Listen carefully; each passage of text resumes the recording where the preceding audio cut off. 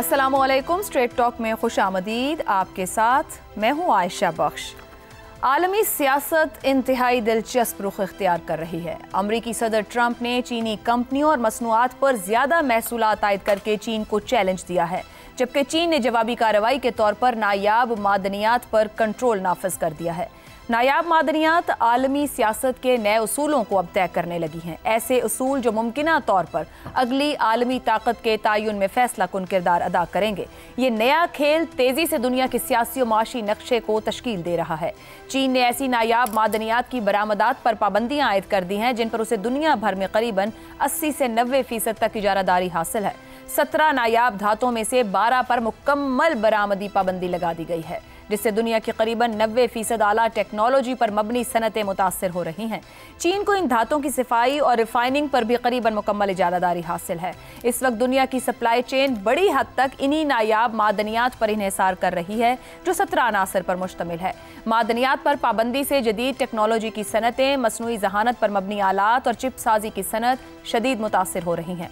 ये 17 नायाब धातें 15 लेंथेनाइड्स और 2 दीगर अनासिर स्कैंडियम और एट्रियम पर मुश्तमिल हैं। यह नायाब मादनियात अमरीका, रूस, चीन, Australia, Bharat, Brazil, Afghanistan, Pakistan, Vietnam और ग्रीनलैंड में पाई जाती हैं।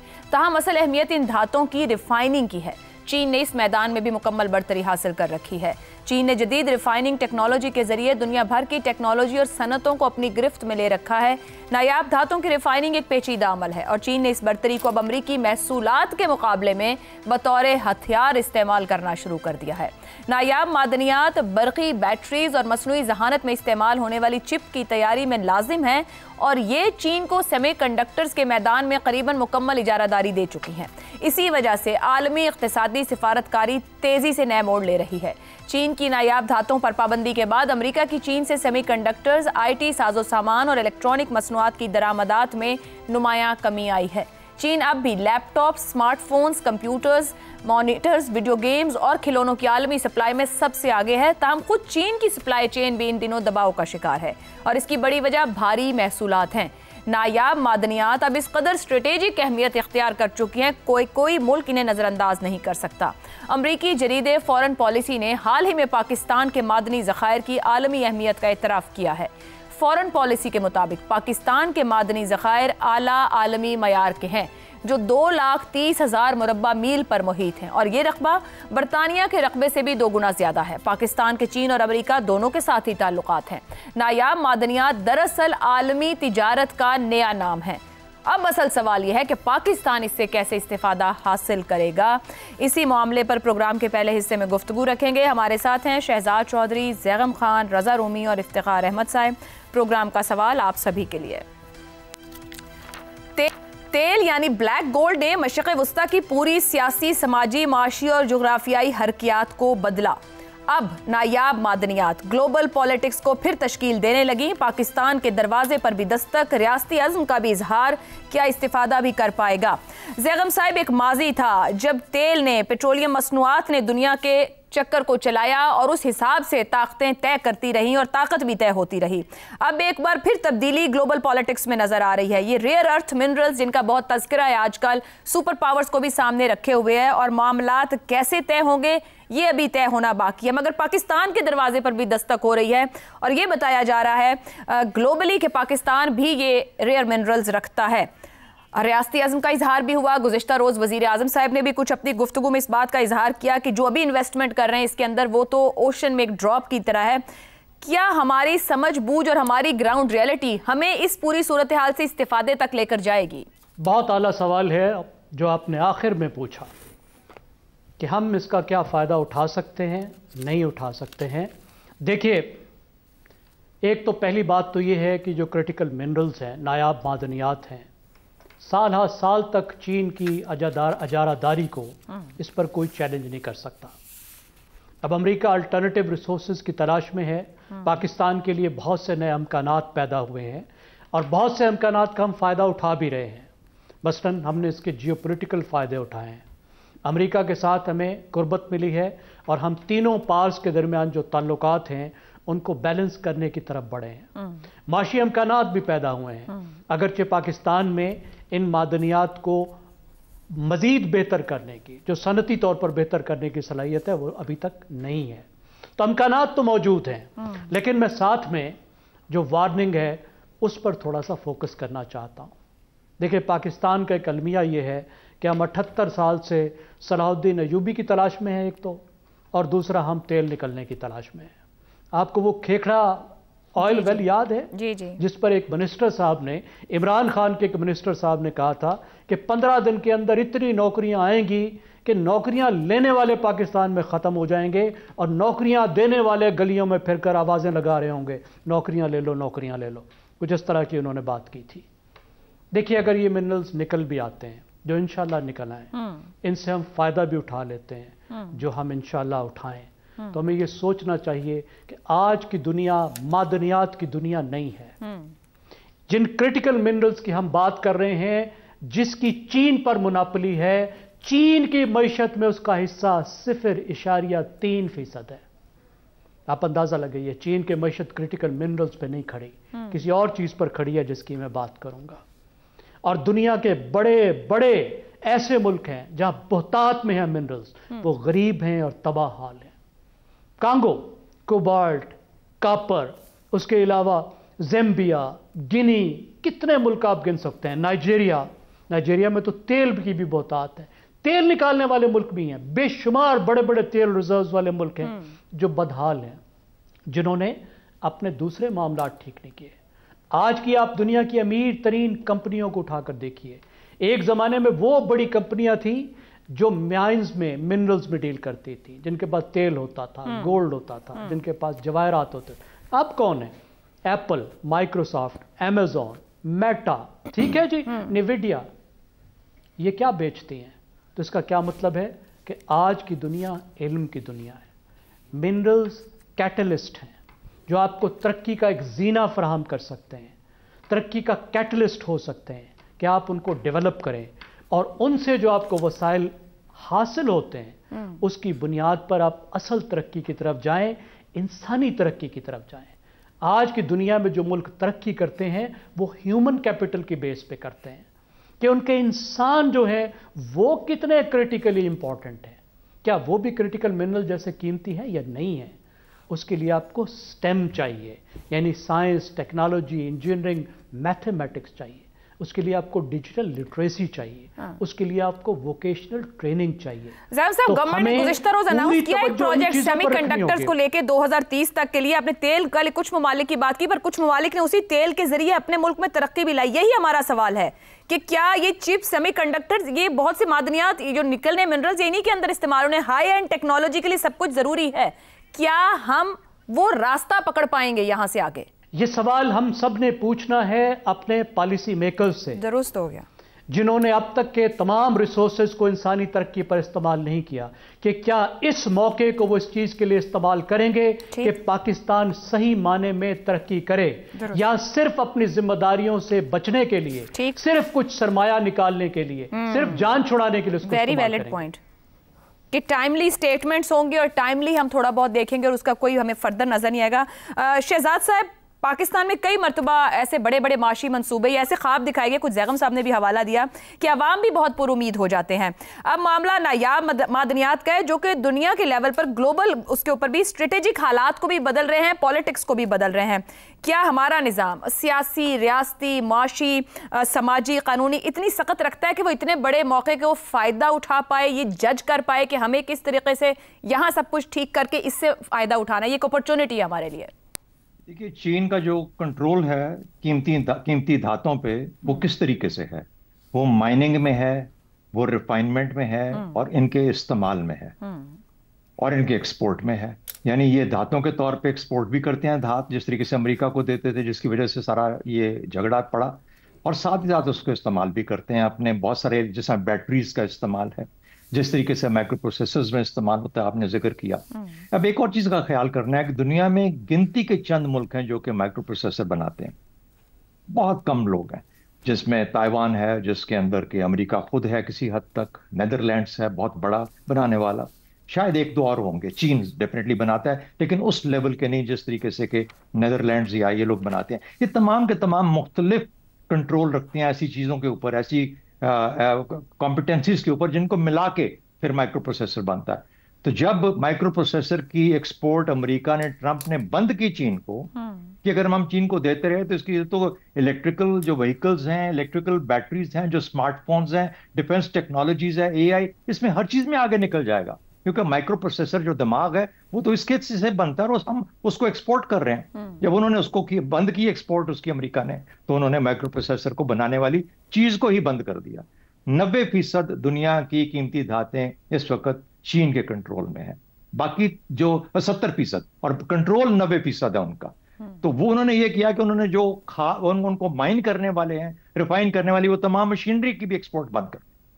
अब होता क्या है, इससे होगा ये, पाकिस्तान का आप सवाल ले आते हैं कि अच्छा पाकिस्तान इसमें क्या कर सकता है। पाकिस्तान का ये है कि फैमिली सिल्वर है हमारे पास, बेशक जमीन के नीचे दबा हुआ एक खजाना है, लेकिन पाकिस्तान के पास ना माइनिंग की फैसिलिटी है, ना रिफाइनमेंट की फैसिलिटी है। ऐसे ही है जैसे आप दूध को प्रोड्यूस करने में दुनिया के अंदर चौथे नंबर पे हैं, इतनी मिकदार में पाकिस्तान दूध पैदा करता है।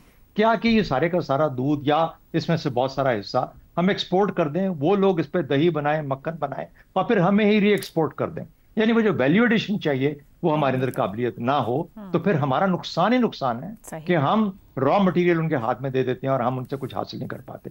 बेहतरीन इस्तेफादा क्या है? बेहतरीन इस्तेफादा ये है कि आप इसकी माइनिंग भी करें, आप रिफाइन भी करें, और फिर इसको इस्तेमाल भी करें, और किसी हद तक एक्सपोर्ट भी करें। पाकिस्तान का नंबर 1 प्रॉब्लम कि हमारे पास डॉलर कमाने का कोई जरिया नहीं रह गया। हम इतने सख्त जकड़े हुए हैं अपने मुआशी मामलात के अंदर और कर्ज के अंदर कि हम कहते हैं किसी तरीके से इसको बेचें, यानी कुछ ना कुछ निकाल के बाहर से के लोग आए, चीन आए, अमेरिका आए, इसको माइन करे, इसको रिफाइन करे और ले जाए, और हमें कीमत कुछ अदा करते हैं। हम उस मजबूरी के अंदर आके फैमिली सिल्वर को बेचने पे बैठे हुए। लेकिन एक बेहतर तरीका यह है कि दोनों मुल्क, अमेरिका और चीन, पाकिस्तान के किसी हद तक इस वक्त करीबी दोस्त हैं। चीन तो बहुत ही बड़ा करीबी दोस्त है। तो यहां पे सेटअप करें उसकी रिफाइनमेंट, यहां करें उसकी माइनिंग, हम भी कुछ सीखें, किसी हद तक उनको ले जाने दें। बाकी जिस तरह कहते हैं कि बर्तानिया से भी बड़ा एरिया है जो हमारे मादनियात के लिए कीमती धातों को लेके बैठा हुआ है, तो उसको फिर हम अपने तौर पे उसको इस्तेमाल करें, रिफाइन करें, और ये कैपेबिलिटी बढ़ाएं जिससे कि हम उसको इस्तेमाल कर सकें। वरना मक्खन और दही बाहर से हमें आता रहेगा, दूध हमारा होगा। दुरुस्त हो गया। इफ्तिखार साहब, कैपेबिलिटी बढ़ाने की हमें ज़रूरत किस हद तक की है? अगर अपनी ग्राउंड रियलिटी की बात कर लें, अमन व अमान की सूरत हाल, खैबर पख्तूनख्वा बलूचिस्तान के हालात, अफ़गान सरहद पर कशीदगी, भारत से ख़राब ताल्लुकात, क्या तमाम अवामिल इन्वेस्टर को आने देंगे, चीज़ों को प्रोसेस होने देंगे, हमारे फ़ायदे के साथ बाकी तमाम ग्राउंड फैक्टर्स अलाइन हो पाएंगे? ये क्या इतनी बड़ी रुकावटें नहीं है कि ये आने वाले को भी परेशानी में मुब्तला कर रही हैं? ये बहुत बहुत बड़ी रुकावटें हैं और आपने बखूबी इनकी निशानदेही कर दी। अब सवाल है, ये नायाब मदनियात कब आपको पता लगा कि हमारे पास हैं? परसों लगा पता या 4 दिन पहले पता लगा? और चाइना से आपकी दोस्ती कितनी पुरानी है, जबकि एच बन रही थी तब से पुरानी है? क्या कभी किसी हुकूमत ने संजीदगी के साथ इन नायाब मदनियात के बारे में माइनिंग के लिए चाइना से कभी कोई मुआहदा किया? कोई इसने संजीदगी साबित की? और फिर ज़ायगम का ये सवाल भी है कि जब तक आप इसमें तालीम नहीं देंगे, जब आपके पास हुनर ही नहीं होगा, साइंस एंड टेक्नोलॉजी में आपकी पढ़ाई ही नहीं होगी, आप वोकेशनल ट्रेनिंग ही नहीं करेंगे, तो फिर ये क्या है? फिर तो वही बात है जो शहजाद साहब ने की कि दूध हमारा और मक्खन हम बाहर से मंगवाते हैं। सर, कभी को पीछे रखते हैं, अभी की बात कर लेते हैं। गवर्नमेंट ने एक प्रोजेक्ट तो शुरू कर दिया है 2030 तक कोई सेमीकंडक्टर्स के ऊपर ही ट्रेनिंग के लिए चाइना भेजा जाएगा यहाँ से नौजवानों को, ताकि उनकी ट्रेनिंग हो। मुझे पता है आप काफ़ी मुतासर लग रही हैं। नहीं, मैं अभी की असल में कभी से अभी की बात आप उसमें कितना मैं महसूस कर रहा हूँ कि आप बहुत मुतासर लग रही हैं जो ये बयानात आ रहे हैं। पिछले दिनों एक बयान ये भी आया था, अमेरिका ने दिया था कि हम समुंदर में से इतना तेल निकाल देंगे कि आप बाल्टियां लेके फिरेंगे गली महलों में। तो मजाक ना करें हम अपने साथ। आप कह रहे हैं शहबाज शरीफ से मजाक कर रहे हैं कौम के साथ? बिल्कुल बिल्कुल। आपने नाम शहबाज शरीफ का लिया, आपने नाम शहबाज शरीफ का लिया, मैं नाम शहबाज शरीफ का नहीं लेता। मैं हुक्मरानों का नाम लेता हूँ। हुक्मरानों का ले लें। क्या ये हुक्मरानों को आज पता लगा कि हमारे पास नायाब मदनियात हैं? ये सैंडक का जो प्रोजेक्ट था ये किसने बेचा? क्या वहाँ पे सोना नहीं था? आप कह रहे हैं वैसे ही और प्रोजेक्ट्स नो ये कहते हैं बिल्कुल हैं और इनके इल्म में है और ये उसको अपनी ज़ात के लिए तो शायद इस्तेमाल भी कर रहे हों कहीं ना कहीं किसी न किसी हवाले से। और आपका सवाल है पाकिस्तान के दरवाजे पे दस्तक दी जा रही है, आप बात कर रहे हो बड़े पैमाने पे, इसलिए कि गवर्नमेंट ने जो प्रोजेक्ट लॉन्च किया है की सेमीकंडक्टर इनिशिएटिव लॉन्च किया, 7,200 लोग इसकी ट्रेनिंग के लिए बाहर, ये गुज़िश्ता रोज की बात है ना, गुज़िश्ता रोज किया ना, डिजाइन एंड रिसर्च। एक सेकंड गुज़िश्ता रोज किया ना। हाँ जी। कितने साल से यही पार्टी जिसने ये अनाउंसमेंट किया है इक़्तिदार में आई है? मतलब यही तो सवाल है कि क्या हम इससे इस्तेफादा कर पाएंगे। बहुत सी बातें मैंने ऊपर शहजाद साहब को सवाल में हवाले रखती है ना कि माजी में भी ऐसे ख्वाब दिखाए गए, मैं से यही सवाल है ना, क्या हम इस्तेफादा कर पाएंगे, आज बात को समझ पाएंगे? आप तो बात ही नहीं मुझे करने दे रही।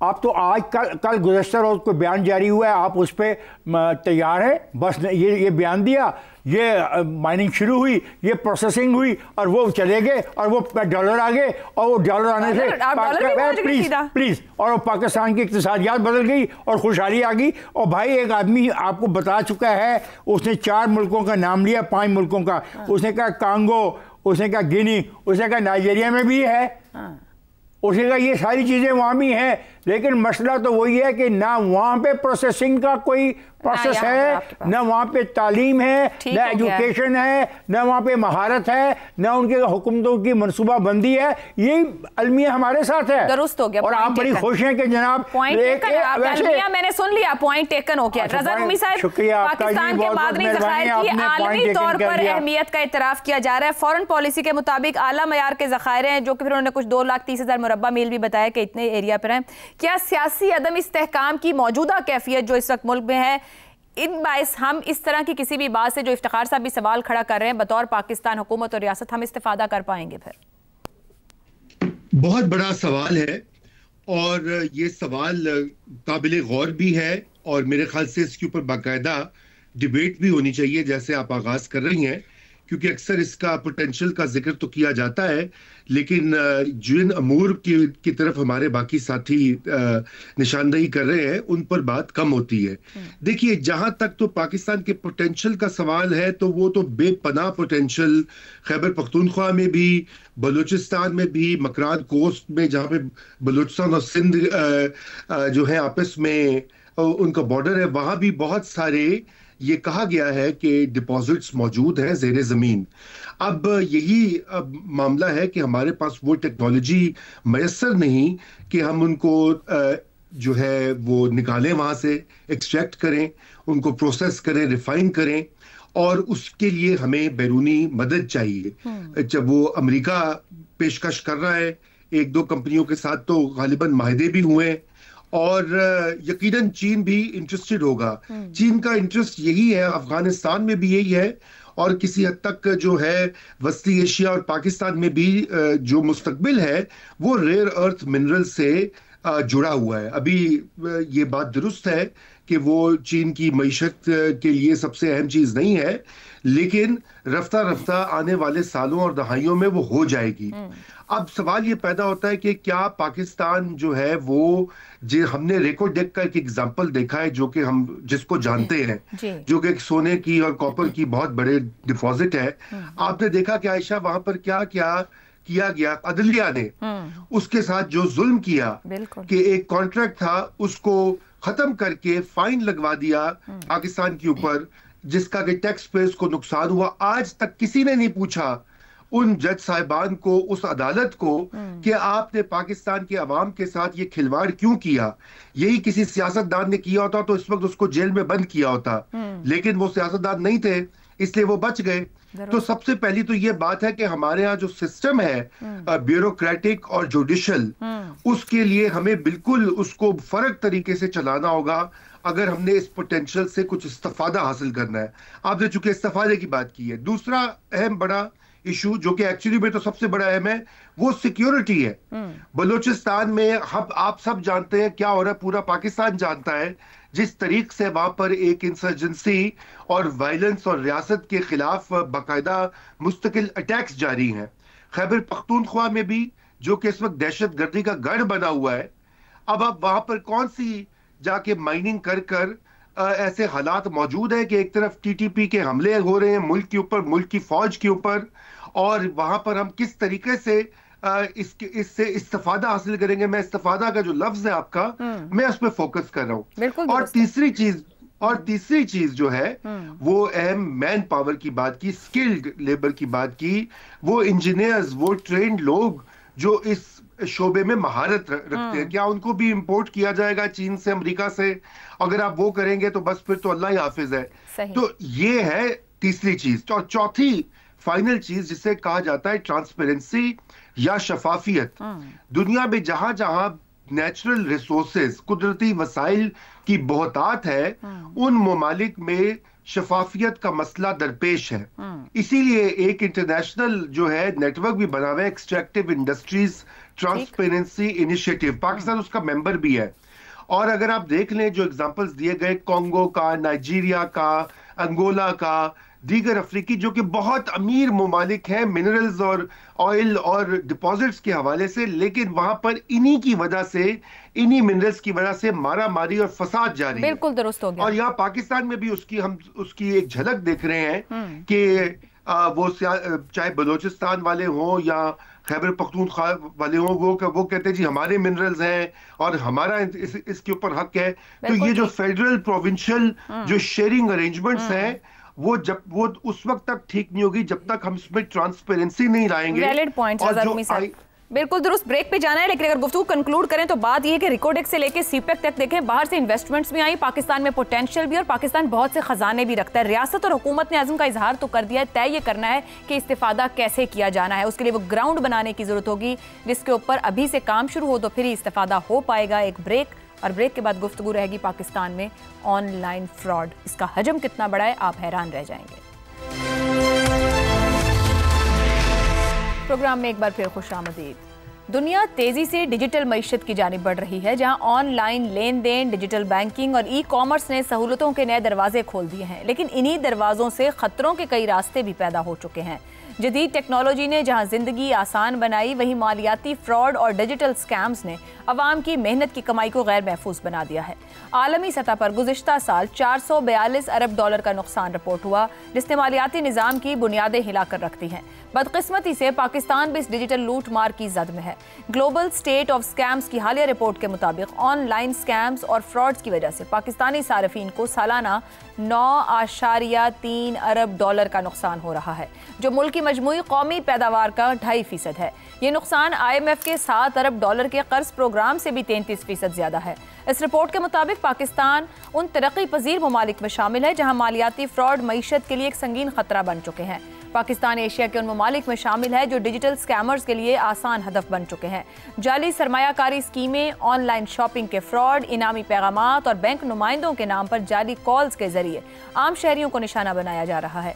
माहिरीन के मुताबिक ज्यादातर मुतासरीन खुद अपनी हसास मालूमात जैसे अकाउंट नंबर, OTP या पिन कोड फ्रॉडियों के साथ शेयर कर देते हैं, जिसके नतीजे में उनके अकाउंट से रकम उड़ा ली जाती है। अगरचे स्टेट बैंक ने साइबर सिक्योरिटी फ्रेमवर्क को मजबूत बनाया है, मगर असल कमजोरी सारिफ की लापरवाही और आगाही के फुकदान और ऐसे फ्रॉडियों के खिलाफ सख्त क्रैकडाउन न करना है।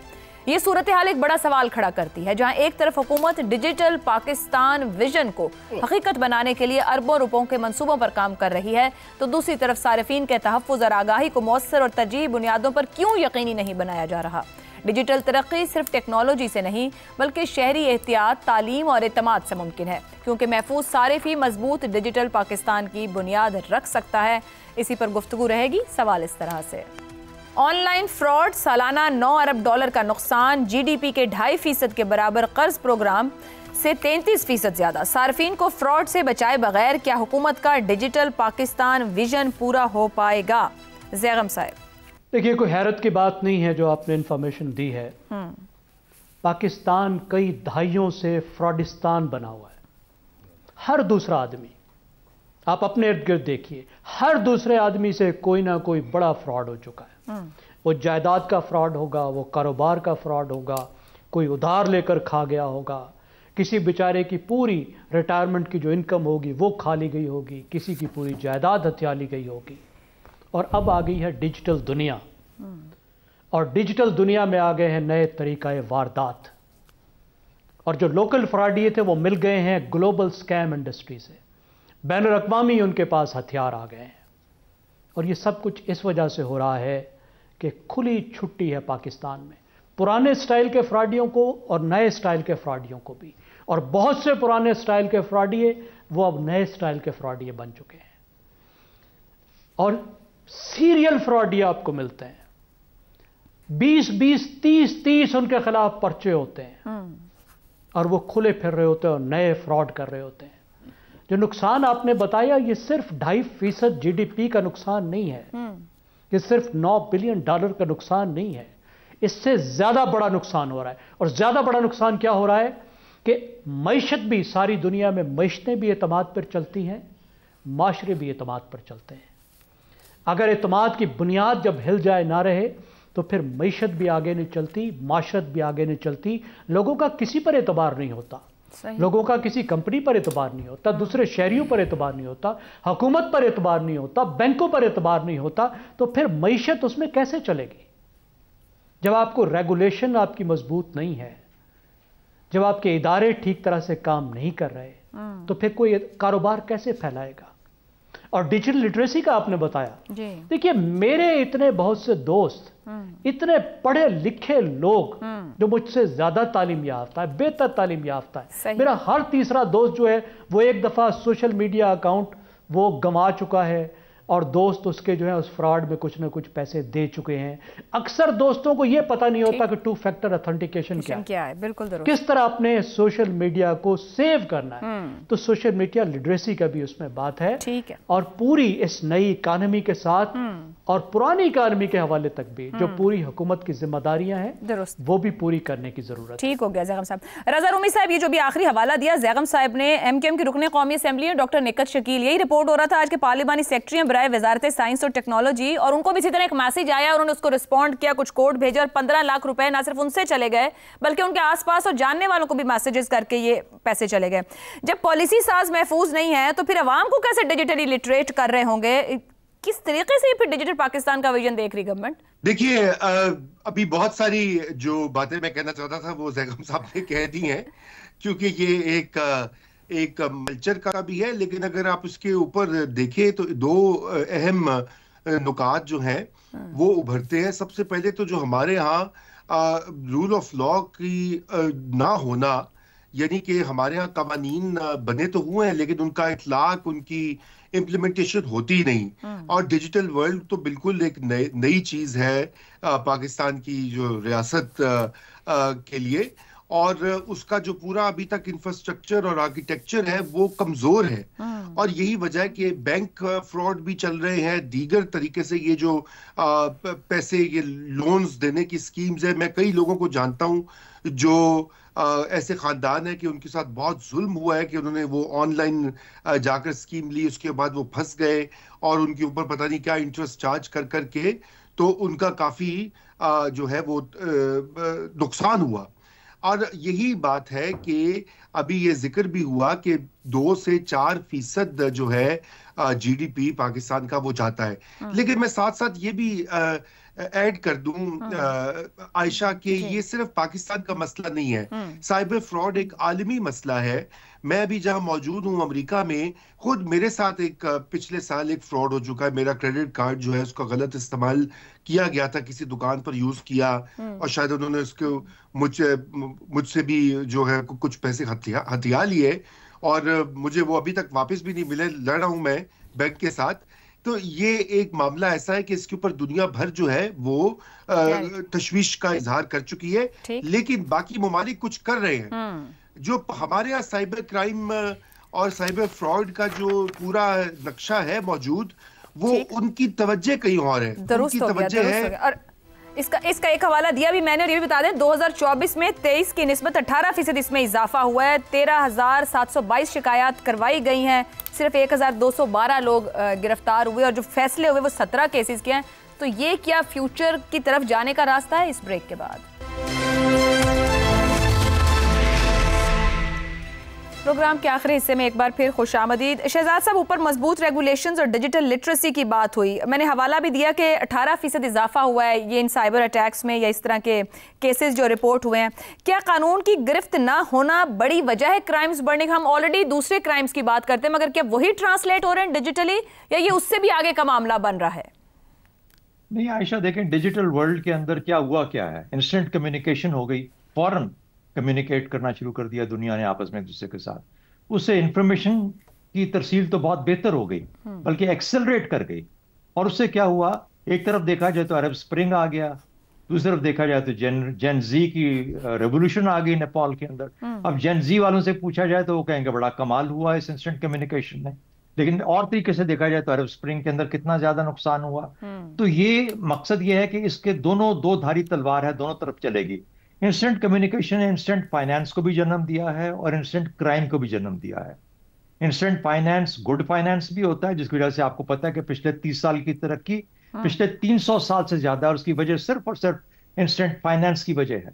लेकिन क्राइम क्या है? क्राइम यह है कि गेमिंग साइट्स हैं, बेटिंग साइट्स हैं। अब डिजिटल करेंसी से भी डर लगता है, उससे आपने मनी लॉन्ड्रिंग का जिक्र किया, तो ये नहीं समझ आती कि दुनिया जब आप डिजिटल करेंसी में जाएगी तो उससे क्या क्या तमाशे और होंगे। अच्छा, उसके बाद आप इंस्टेंट क्राइम पे आ जाइए। मिसाल के तौर पे पोर्नोग्राफी आपको पता है कितनी ज्यादा बढ़ गई और किस तरीके से बच्चों को एक्सप्लॉइट किया जाता है, ये अपनी तौर पे मौजूद है। दहशतगर्दी, डाकाजनी, कि क्या क्या मामला कितना ज्यादा, ये क्रिप्टो ने भी फ्रॉड्स बहुत बढ़ा दिए हैं। इसलिए कहने का मतलब ये है, क्रिकेट तो खेल है ना, लेकिन जब उसमें मैच फिक्सिंग की जाती है तो वो क्राइम हो जाता है। तो इंसान जो है, जब तक इंसान है, वो दोनों अच्छाइयां फरिश्ते वाली और शैतानी, ये दोनों साथ साथ चलेंगी। शैतानी अमल को रोकने के लिए कवानीन का बहुत, जैसे कहते हैं, बेदर्दी से इतलाक होना, एक तो क्लैरिटी होना कि किस किस्म के प्रॉब्लम्स आ सकते हैं, उनकी रोकथाम के लिए कवानीन का बनना, और फिर उनका इतलाक, यही शैतानी अमल को रोकेगा। वरना जो अच्छाइयां हैं उनको, उसको हमें लूज नहीं कर देना चाहिए, क्रिकेट को बंद नहीं करने की जरूरत। ठीक हो गया। इफ्तिखार साहब, जैसे शहजाद साहब ने कहा गुड और बैड दोनों एस्पेक्ट्स हैं, लेकिन हम तो पहले फिजिकली चीजें हैंडल नहीं कर पा रहे थे। ये जो डिजिटल मामला हो गया, ये लिटरेसी कैसे मुमकिन हो पाएगी और कहाँ जिम्मेदारी डाली जा सकती? सारिफ पर, हुकूमत पर, इंतजामिया पर? आप सही कहती हो, मेरे हाथ में ये मोबाइल है और मुझे ये सही तौर पर इस्तेमाल करना नहीं आता। ठीक है, तो ऐसे में फ्रॉड हो जाता है, सही तौर पर इस्तेमाल करना ना आए। बिल्कुल सही कह रही हो। और हमारे तो कुछ शहर हैं जिनको नॉमिनेट कर दिया गया है कि वहाँ से कोई ऑनलाइन कारोबार करने की इजाज़त ही नहीं है दुनिया भर में।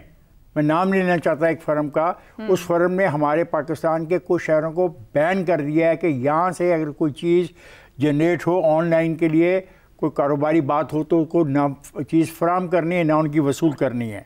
अब देखें, जिस मुल्क में 13,722 मुकदमात में 17 मुकदमात का फ़ैसला हुआ हो, तो आप तो मुझे बहुत खूबसूरत कोई डिजिटल पाकिस्तान विजन की बात बता रही थी, तो किधर गया वो आपका पाकिस्तान डिजिटल विजन कि 13,722 मुकदमात, फैसला हुआ 17 मुकदमात का। तो डिजिटल लिटरेसी ऊपर से शुरू करनी पड़ेगी। तो फिर मैं और फिर मैं बिल्कुल इत्तेफाक करता हूँ अपने साथियों से जिन्होंने पॉइंट किया, कमज़ोर कवानीन, सारफ की लापरवाही, एतमाद की कमी, और हमारे जैसे लोग जो अनपढ़ हैं, जिनको ये डिजिटली लिटरेट नहीं है, पर डिजिटल यूज कर रहे हैं, और फिर रोते हैं कि जनाब हमारे पैसे गुजर गए। मैं तो हैरान हूँ अपने दोस्त अमेरिका वाले पे, वो भी पैसे इतना पढ़ा लिखा आदमी और बैठा अमेरिका में है और जाके अपना कार्ड गलत स्वाइप कराया है।